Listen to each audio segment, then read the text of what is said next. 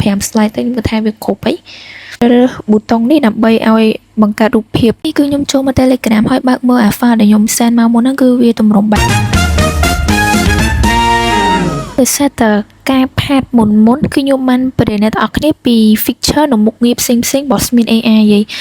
ឡូវហ្នឹងខ្ញុំមកបរិញ្ញាបន្តពីមុខងារ slide ហើយនិងមុខងារ infographic អញ្ចឹងក្រៅពីបំលែងសំឡេងទៅជាអត្ថបទអ្នកទាំងអស់គ្នាក៏អាចធ្វើ slide នៅក្នុង Smith AI ហ្នឹងដើម្បីទទួលបាន slide មួយពីសំឡេងដែលអ្នកទាំងអស់គ្នាបាន upload ចូលនឹងផងដែរអញ្ចឹងដើម្បីទទួលបាន slide ហ្នឹងគឺអ្នកទាំងអស់គ្នាដំបូងឡើយអ្នកទាំងអស់គ្នាទទួលបាន transcription អញ្ចឹងអ្នកទាំងអស់គ្នាអស់មករកពាក្យថា slide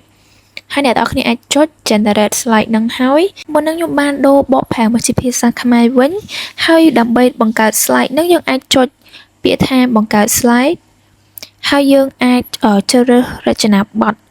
បែបលក្ខណៈថាស្វ័យប្រវត្តិ AI edit បាន speech text bold ឬក៏ trim អញ្ចឹងអានេះយើងអាចកំណត់ថាយើងចង់បានពណ៌បែបណាចាំខ្ញុំសាកឲ្យអ្នកនរគ្នាមើលពីលក្ខណៈខុសគ្នារវាងរចនាបថទាំង6ហ្នឹងអ្នកនរគ្នាចុះយើងអាចជ្រើសរើសបានថាយើងចង់បានប៉ុន្មាន slide ចឹងទៅបើសិនជាការប្រជុំយើងវែងចុះយើងអាច10 20 slide ទៅតាមចំណូលចិត្តធំបំផុតគឺ15 slide ហើយដោយសារតអត្ថបទខ្ញុំនេះត15នាទីទេចឹងខ្ញុំដាក់តែ5 slide ទៅខ្ញុំគិតថាវាគ្រប់ហើយ5 slide ហើយយើងអាចជ្រើសរើសប៊ូតុងនេះដើម្បីឲ្យបង្កើតរូបភាពចឹងបង្កើតរូបភាព AI សម្រាប់ slide នីមួយៗបើសិនជាអ្នកទាំងអស់គ្នាចុចប៊ូតុងហ្នឹងគឺអ្នកទាំងអស់គ្នាទទួលបានរូបភាព AI មកជាមួយផងដែរហើយបន្ទាប់មកអ្នកទាំងអស់គ្នាអាចបង្កើតបានហើយចុចពាក្យថាបង្កើត slide ចឹងយើងរងចាំបន្តិចទៅព្រោះថាវាកំពុងតដំណើរការនេះគឺខ្ញុំទទួលបានហើយ slide មួយដែលបានបង្កើតឡើងដែលនិយាយពីអត្ថបទសម្លេងរបស់ខ្ញុំដែលខ្ញុំបានបំលែងទៅជាពីសម្លេងជាអក្សរហ្នឹងហើយកន្លែងនេះយើងមើលរៀងដាច់មកកណាត់ព្រោះថាយើងមើលតាមទូរស័ព្ទតែបើសិនជាយើង download នាំចេញជា PPTX នេះហើយយើងបើកមើល file ហ្នឹងផ្ទាល់អញ្ចឹងវាអត់ដាច់ទេចាំខ្ញុំ save ឲ្យអ្នកនរគ្នាហើយយើងទៅមើល file ចឹងយើងអាចចុចពាក្យថានាំចេញចឹងយើងអាចនាំចេញជា PDF ក៏បានជា PPTX នោះក៏បានចឹងខ្ញុំសាកនាំចេញជា PDF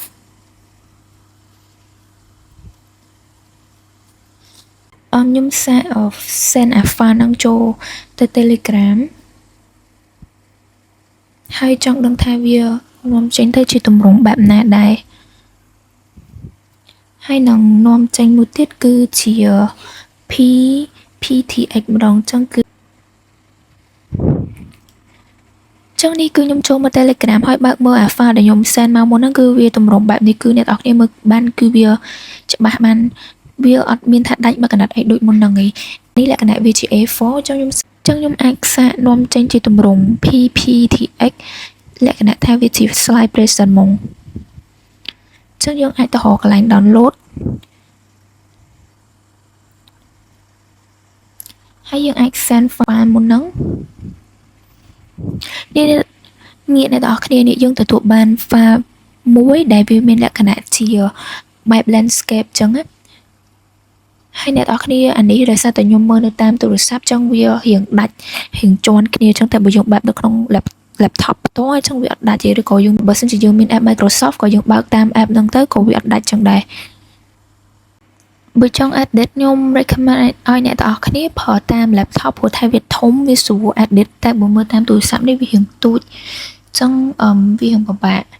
បន្តិចចាំខ្ញុំសាកបង្ហាញនៅក្នុង laptop ផ្ទាល់ព្រោះថាយើងធ្វើ slide ចឹងគឺវាស្រួលបើសិនជាយើងធ្វើនៅក្នុង device ធំដូចជា iPad tablet ឬក៏ laptop ហ្នឹងគឺយើងមើលបានឃើញច្បាស់ហើយយើងចង់បន្ថែមរូបកាយកន្លែងណាគឺយើងទទួលបានដូចចិត្តចឹងណា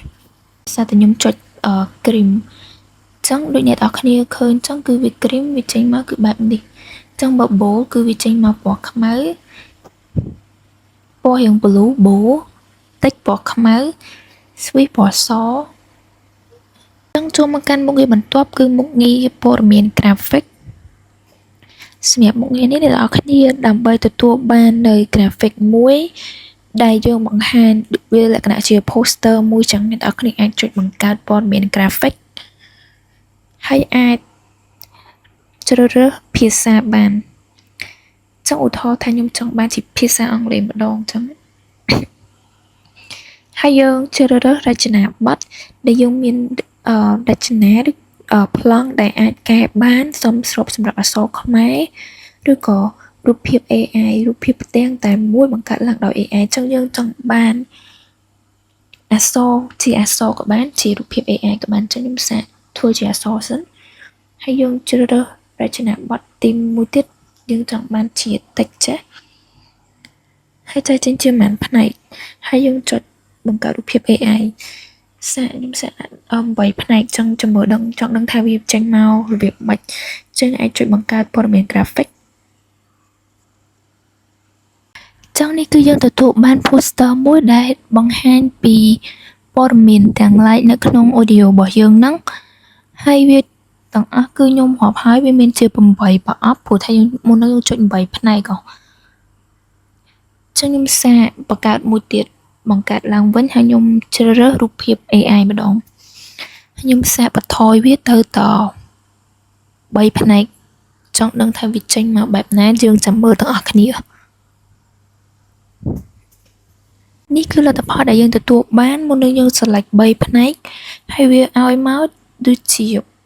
4បើយើងកុំគិត heading គឺវា3ប្រអប់ត្រូវបោះ AI ហ្នឹងអ្នកនរគ្នាចឹងខ្ញុំសាកបង្កើតម្ដងទៀតហើយសាកជ្រើសរើស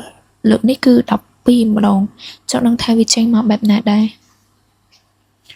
ភ្លេចប្រាប់អ្នកនរគ្នារូបភាព AI មុនហ្នឹងគឺ AI បង្កើតជាផ្ទាំង poster មួយដែលវាបង្កើតឡើងផ្ទាល់ដោយ AI ចឹងវាមានទាំងអក្សរមានទាំងរូបភាពនៅក្នុងហ្នឹងចឹងយើងចាំសាកមើលមួយផ្ទាំងទៀតគឺបង្កើតឡើងមាន12ផ្នែកចឹងនេះគឺយើងទទួលបានហើយចាំមើលយើងវាមានទាំងរូបមានទាំងអក្សរហើយយើងអានេះយើងចុច12ផ្នែកតែវាលោតមកបានខ្ទង់10ផ្នែកជាងចឹងបើសិនជាគិតទៅវាអាចប្រហែលហ្នឹងព្រោះថាពេលខ្លះ AI ហ្នឹងវាចាប់យកតែខ្លឹមសារណាដែលសំខាន់នៅក្នុង meeting ហ្នឹងណាចឹងវាអត់ដាក់អាណាដែលអត់សំខាន់មកបើដាក់ច្រើនពេកវាអាចនឹងពេញហ្នឹងតែអានេះគឺវាបានសឹងថាគ្រប់ចំណុចទាំងអស់ព្រោះថាយើងចុច12ចឹងទៅវា detail ជាង3ផ្នែកមុនហ្នឹងអ្នកនរគ្នានាំចេញទម្រង់ PNG PDF ឬក៏ JSON ឲ្យបានអ្នកនរគ្នាយើងអាចឥឡូវខ្ញុំសាកនាំចេញជា PNG download ហើយចូលមើល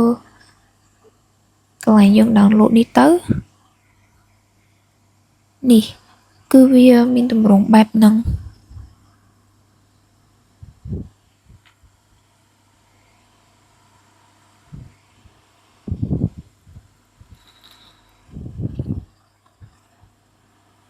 សាកបន្ថយទៅ4ផ្នែកវិញចង់ដឹងថាវាវែងចង់ទៀតអត់